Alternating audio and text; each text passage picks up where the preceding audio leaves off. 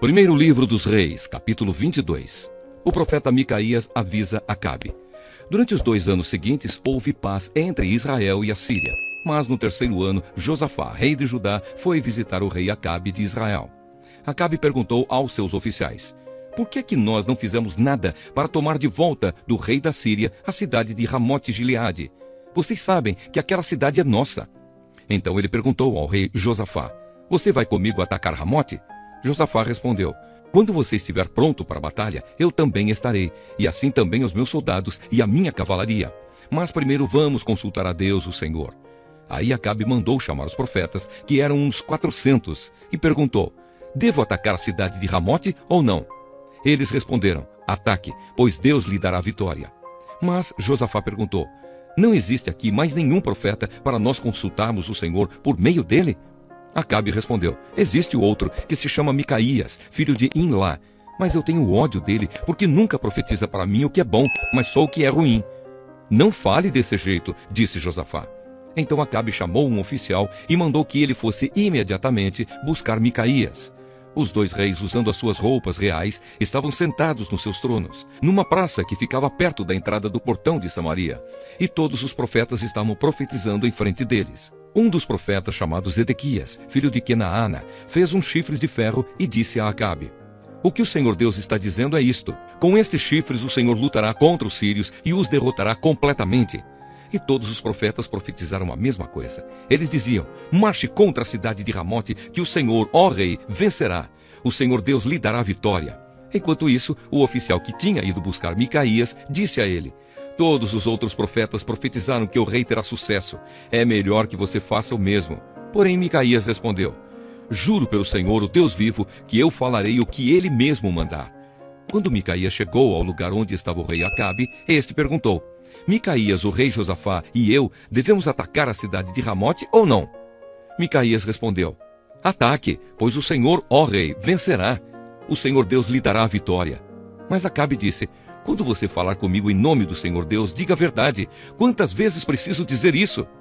Micaías respondeu: vejo o exército de Israel espalhado pelos morros como ovelhas sem pastor.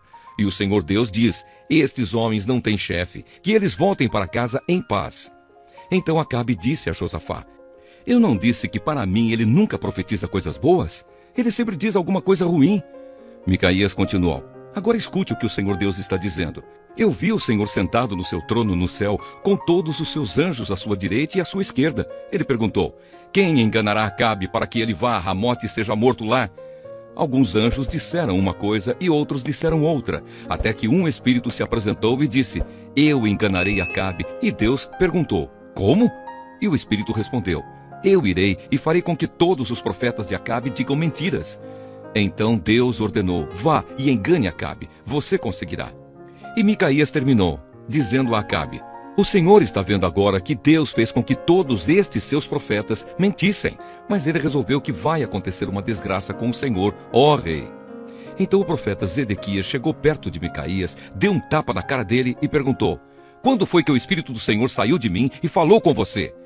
Você descobrirá isso quando entrar em algum quarto dos fundos tentando se esconder, respondeu Micaías.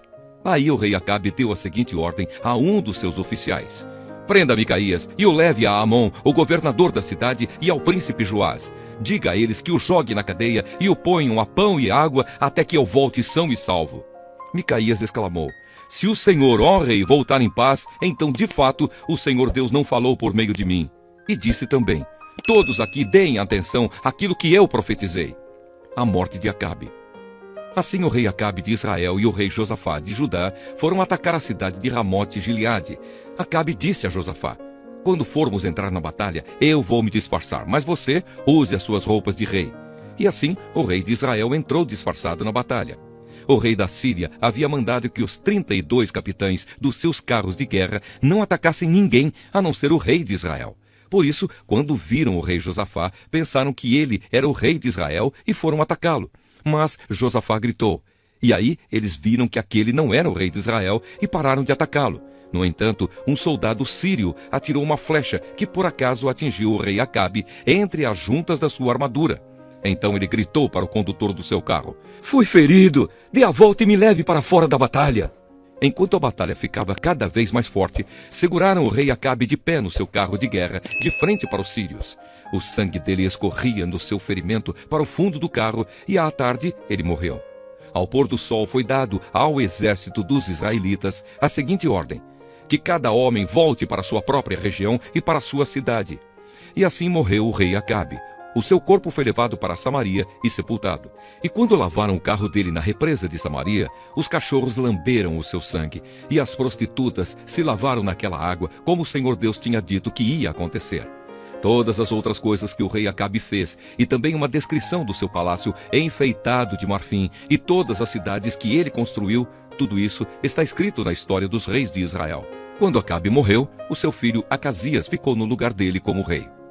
O reinado de Josafá de Judá. No 4º ano do reinado de Acabe em Israel, Josafá, filho de Asa, se tornou rei de Judá com a idade de 35 anos. Ele governou em Jerusalém 25 anos. A sua mãe se chamava Azuba e era filha de Sili.